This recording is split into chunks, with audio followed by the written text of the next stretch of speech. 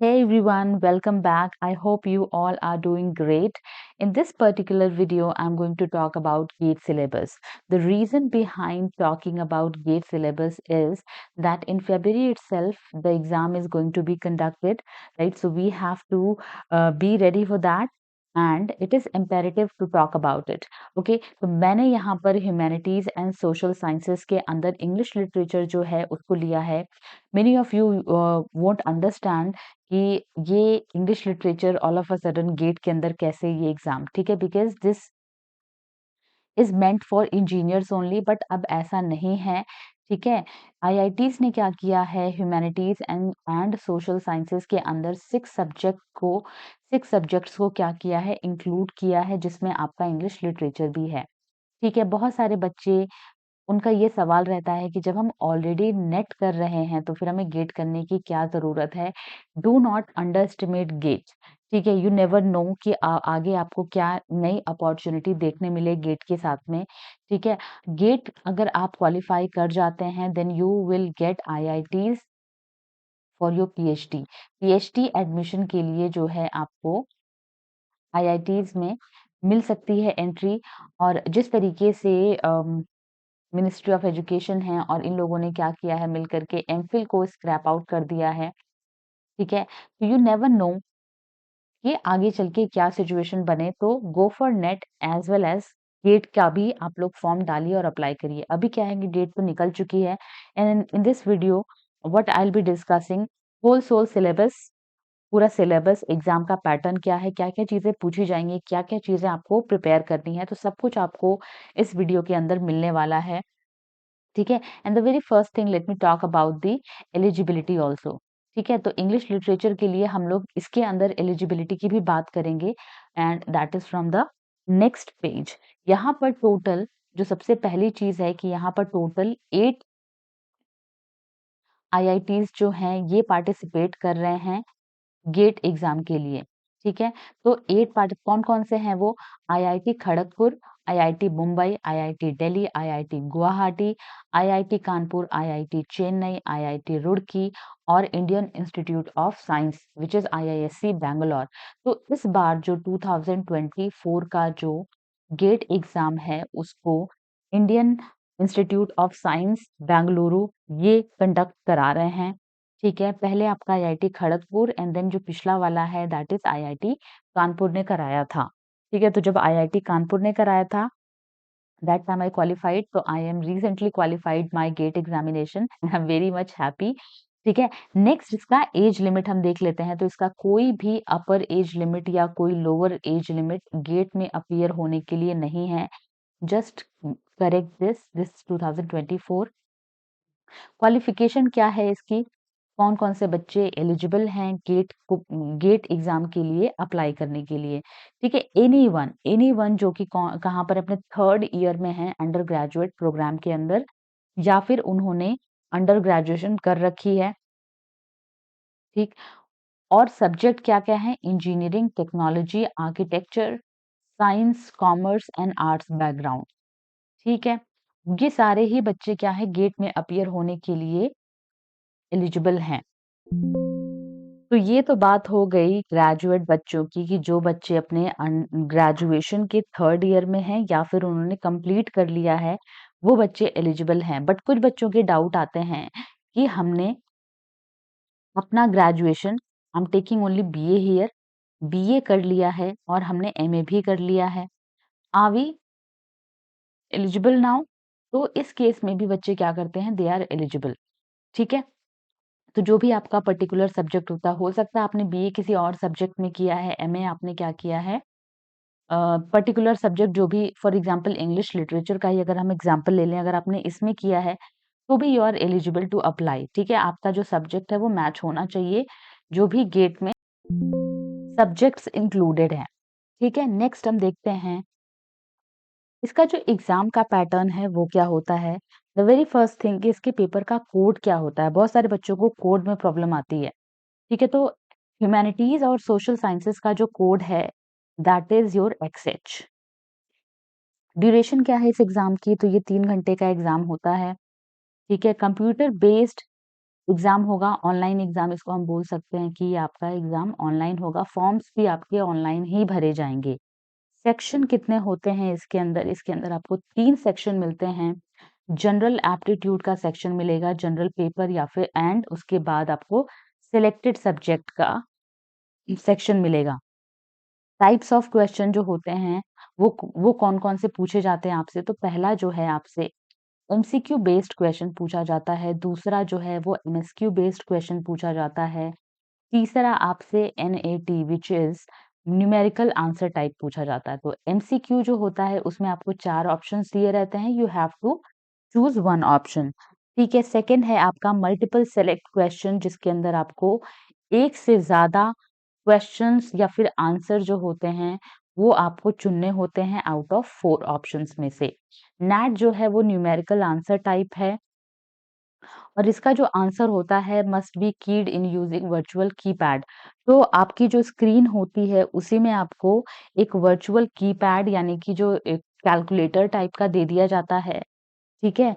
उस वहाँ से यू कैन कैलकुलेट ऑल्सो, ठीक है? But that is for only few cases जिसमें आपको प्रॉब्लम आती है, ठीक है? Otherwise you have to only virtual keypad का सहारा लेकर के आपको क्या करना होगा, वो न्यूमेरिकल अमाउंट एक बॉक्स जैसा दिया रहेगा, उसमें आपको डाल देना होता है, ठीक है?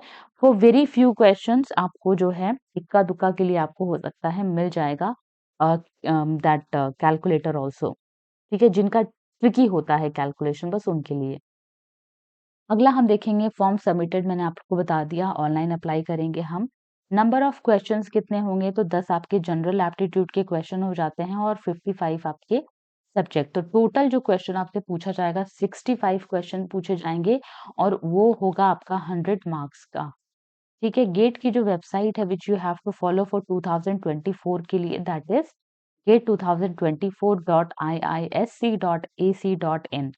ठीक है? क्योंकि ये Indian Institute of science Bengaluru ये कंडक्ट करा रहा है, ठीक है? बट आपके जो सेंटर्स होंगे, वो आपकी ही सिटी में आपको अलॉट होंगे जहाँ पर भी आपने अपने एग्ज़ाम को आपका जो फॉर्म है उसको फिल किया है, ठीक है? नेगेटिव मार्किंग की अगर हम बात करते हैं, तो इसमें आपको कुछ मिक्स एंड मैच देखने मिलेगा।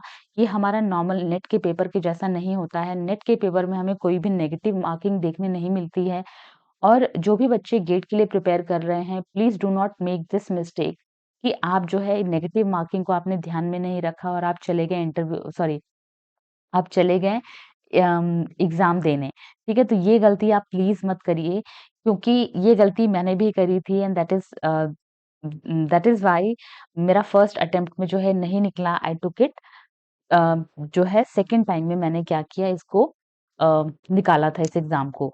ठीक है? तो यहाँ पर हम देखेंगे कुछ मिक्स एंड मैच होता है, पता नहीं चलता। तो आप जब भी एग्ज़ाम में पेपर सॉल्व करेंगे तो जो 1 नंबर वाले क्वेश्चन्स होते हैं उसका नेगेटिव मार्किंग 1/3 होता है। 2 नंबर वाले जो क्वेश्चन होते हैं जिनको 2 नंबर असाइन होता है उसका जो नेगेटिव मार्किंग होती है उसकी 2/3 होती है। ठीक है? तो 1/3 for 1 mark question, 2/3 for each 2 mark question और यहाँ पर कोई नेगेटिव मार्किंग नहीं होती है एमएसक्यू के लिए और नैट क्वेश्चन के लिए। तो जब आपको एमएसक्यू सॉल्व करना है, मल्टीपल सेलेक्ट क्वेश्चन आपको सॉल्व करना है या फिर नैट का क्वेश्चन सॉल्व करना है तो कोई नेगेटिव मार्किंग है ही नहीं। What you can do, you can go ahead with whatever you feel like. लेकिन जहाँ पर आपको 2/3 का नेगेटिव मार्किंग मिल रहा है, 1/3 की नेगेटिव मार्किंग मिल रही है, उसमें आपको थोड़ा सोच समझ के करना होगा। मार्किंग जो है आपको मिल जाती है किसी क्वेश्चन के लिए 1 मार्क्स असाइन है, किसी के लिए 2 मार्क्स असाइन है। जो वैलिडिटी है दैट इज़ फॉर 3 इयर्स यानी कि फॉर एग्ज़ाम्पल अगर आपका 2024 में अगर गेट क्वालीफाई हुआ है, तो आने वाले 3 सालों तक, ठीक है, 3 इयर्स तक आपका जो सर्टिफ़िकेट है वो वैलिड रहेगा। उस 3 साल के अंदर आपको क्या करना है, आपको पीएचडी में एनरोल करा लेना है, राइट? अदरवाइज़ उसके 3 साल के बाद आपकी वैलिडिटी जो है वो खत्म हो जाती है। इसकी जो एग्ज़ाम की जो डेट्स हैं हालाँकि अभी तो आपका जो टेंटेटिव एग्ज़ाम शेड्यूल है वो जो है रिलीज़ कर दिया गया है, ठीक है? मैंने एक छोटी-सी वीडियो भी बना दी थी उसके ऊपर but again I am going to talk about it here. तो 3rd February, 4th February, 10th and 11th February, ठीक है? 4 डेट्स हैं और इसकी जो लिस्ट है वो भी मैं आपको शो कर दूँगी ताकि आप अपने कोड के अकॉर्डिंग क्या कर सकें, चूज़ कर सकें कि कौन से डे पे आपका एग्ज़ाम पड़ा है, ठीक है? Last year not last year but इसी सेम ईयर में 2023 4th फ़रवरी 2023 को जो है 2023 को एग्ज़ाम हुआ था गेट का और 16th ऑफ मार्च 2023 को रिज़ल्ट दे दिया गया था, ठीक है? तो इसी वाले एग्ज़ाम में मैंने भी क्वालीफ़ाई किया था, ठीक है? डेट्स फॉर ऑनलाइन रजिस्ट्रेशन जो है, हालाँकि ये जो डेट्स हैं, ये तो ओवर हो गई हैं, बट आप अपने माइंड में क्योंकि इनका जो शेड्यूल होता है, वो फिक्स होता है, राइट? तो आपको क्या करना है, आप इसी डेट्स के अकॉर्डिंग अगले साल के लिए भी आप अपना माइंड सेट करके रख सकते हैं। ठीक है, तो ओपनिंग डेट आपकी 13 अगस्त ये आपको अगले साल भी देखने मिलेगी, 29 सितंबर को क्लोजिंग डेट है। अगर एक्सटेंड किया जाता है तो 13 मतलब कुछ टाइम तक के लिए ये लोग एक्सटेंड भी कर देते हैं। फ़ी जो है, फ़ी मैंने इंक्लूड नहीं किया है, मेल और फीमेल के लिए दोनों के लिए अलग है, जनरल कैटेगरी और अदर कैटेगरीज़ के लिए भी अलग है। तो दैट यू कैन चेक, ठीक है? आपको जो लिंक है वो मैं आपको डिस्क्रिप्शन बॉक्स में दे दूँगी तो काइंडली चेक फ्रॉम देयर और इसका जो नोटिफ़िकेशन होती है उसका भी मैं आपको लिंक दे दूँगी, ठीक है? रिज़ल्ट ओके तो रिज़ल्ट यहाँ पर मेंशन है 16 मार्च 2024 राइट? ठीक है? तो ये इनका जो पैटर्न चलता है वो सेम चलता है। ह्यूमैनिटीज़ का हम देख लेते हैं। अ, अच्छा एक चीज़ और मैं आप लोगों को रिमाइंड करा दूँ before moving ahead to this page जो ह्यूमैनिटीज़ वाले में जब आप फॉर्म फिल करते हैं, हालाँकि इस बार का जो फॉर्म है वो तो भरा जा चुका है, बट जो आने वाले अगले साल का जो फॉर्म होगा उसमें आपको क्या करना होगा एक्सएच कोड आपको चूज़ करना है और उसके साथ अगर आप इंग्लिश लिटरेचर का पिक करना चाहते हैं तो C2 एंड दैट्स इट। और जो ह्यूमैनिटीज़ के स्टूडेंट हैं उनको केवल एक ही पेपर फिल करना है, उनको 2 पेपर नहीं फिल करना। XH and then C2 and that's it, nothing else. ठीक है? तो यहाँ पर हम देखेंगे यहाँ पर सेक्शन 1, सेक्शन 2 और सेक्शन 3 में आपका जो एग्ज़ाम का पेपर है, वो 3 सेक्शंस में डिवाइडेड है।